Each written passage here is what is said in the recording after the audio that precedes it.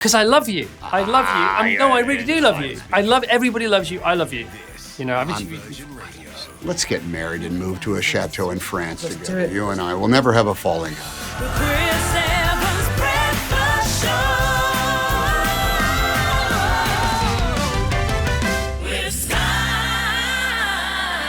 Right, okay, so I had two questions that I was going to start the interview off with. Right. And when my kids aren't sure about an answer, they put an imaginary answer in one hand and an imaginary answer in the other. Wow. So I've got... And you have to choose? I've got two opening questions for you. Okay, all right. And one is in one hand and one is in the other hand. All right.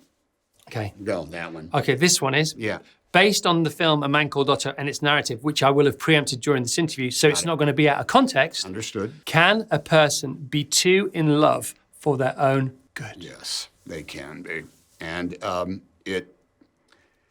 if it is solo, if you never admit it, if you never bring it out, if you never say, by the way, I love you.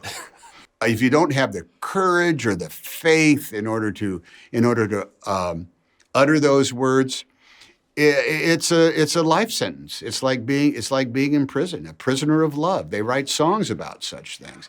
You have to get it out there, but then again, you have to do it in the right way, because otherwise they'll call Scotland Yard on you. You've got to do that in the right way. So that's also Otto's story at the beginning. He seems like he was. I don't know how much we give away. You're the expert at this because you know what we want to say and what we don't want to say.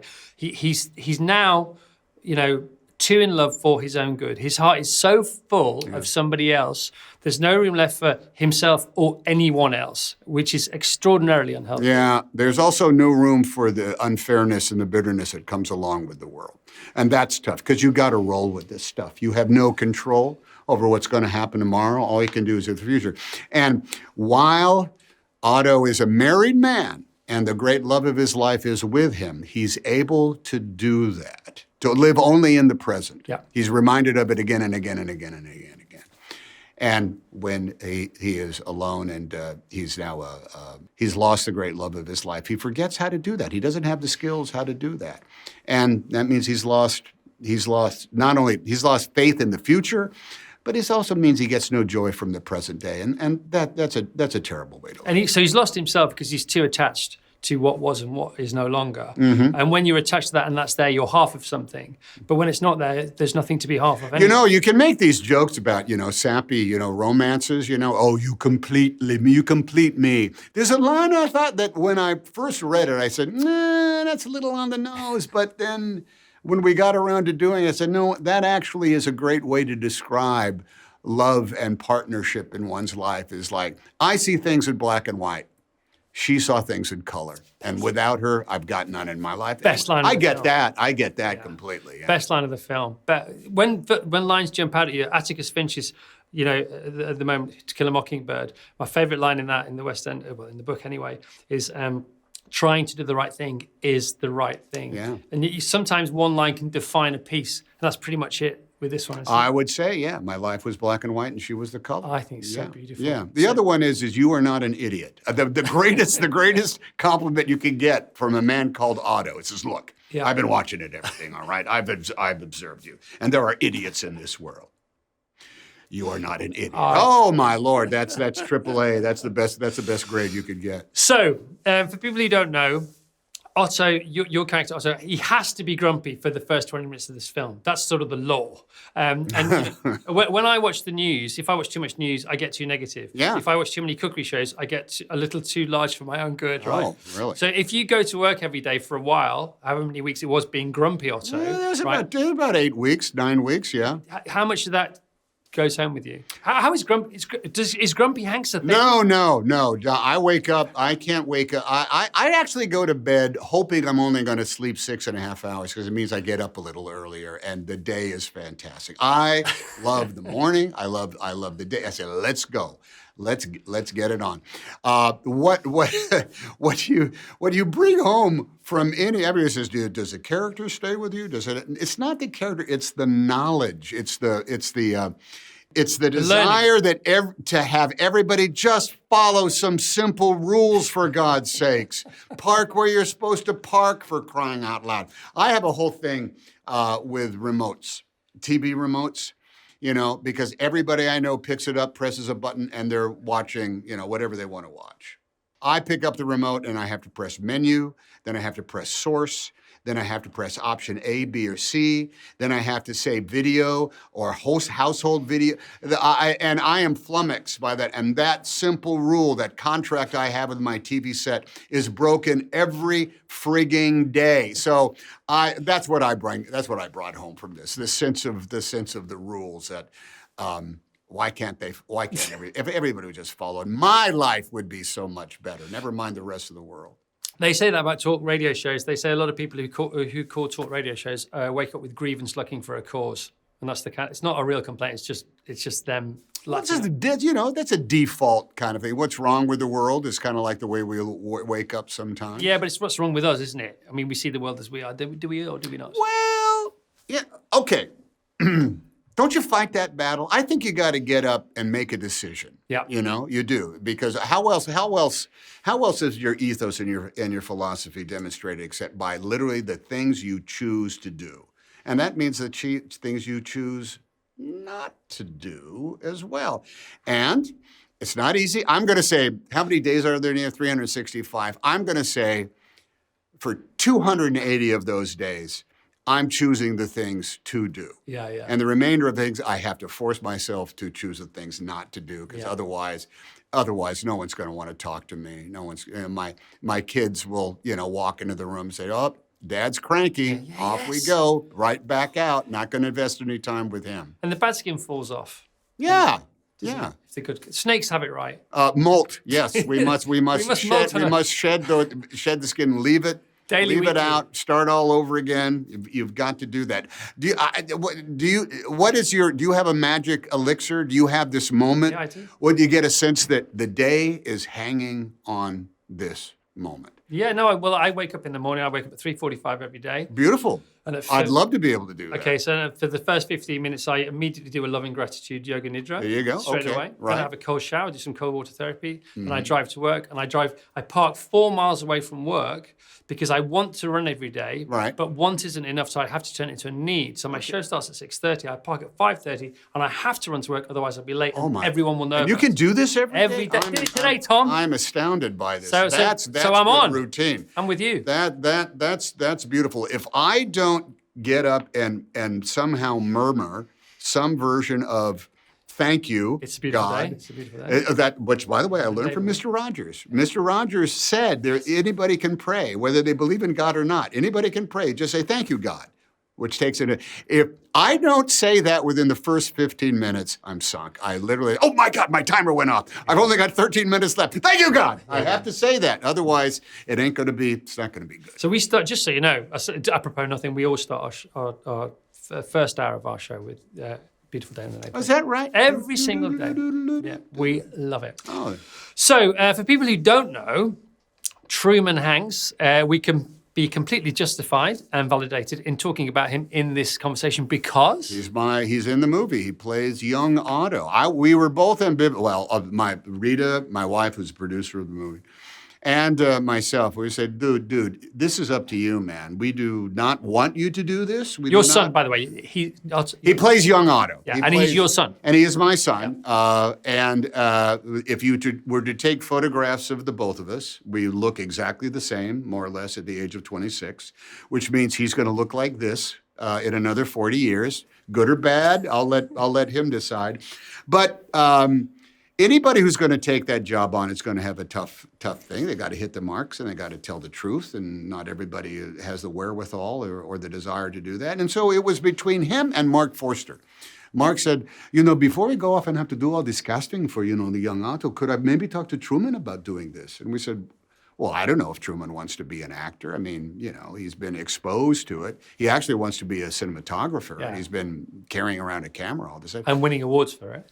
He's got he's done good work. But he's always been thinking about this, of aspect ratio and mathematics and f-stops and grains and composition of shots and whatnot. And so I said, this is going to be his decision. So we're not in this at all. And his very first day was the day where he goes out on a date with Rachel, with young Sonia.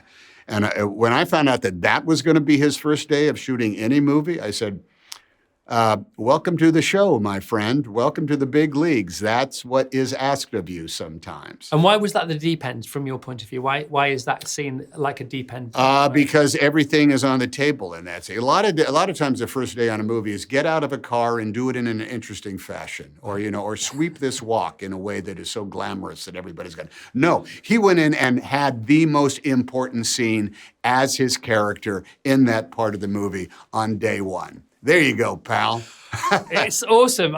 Because I thought I didn't look at him beforehand. I knew your son was in the film. I thought that must be him because I like to do that when I watch films. Leave plenty of it on the screen, as it were, to sort of dive into.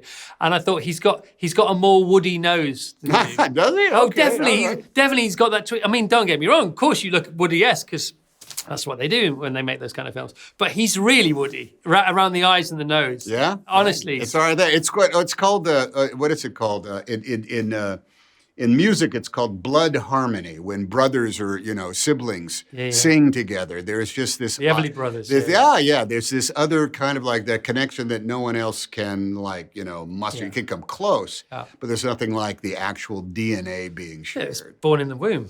Well, came along with it. Keep it in the womb. But he is brilliant. The whole film's brilliant. It's life affirming. It's love affirming. It's no thoroughfare. It's zero tolerance to no thoroughfare affirming. It's ladder affirming. It's make meals for a lonely neighbor affirming. It's pretty. Well, but I think in a way that is in everybody's realm of possibility. No one has a jetpack. No one flies into outer space. But we all have superpowers. We all do have superpowers. We can alter the revolution of the world just by walking across the street, knocking on somebody's door, and saying, "Do you need any help? Anything I can help you with?"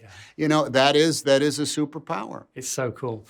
In the film, Otto very reluctantly eventually acquiesces to giving a neighbor who is gorgeous, I have to say, in every way, a driving lesson. Have you ever taught anyone to drive in real life?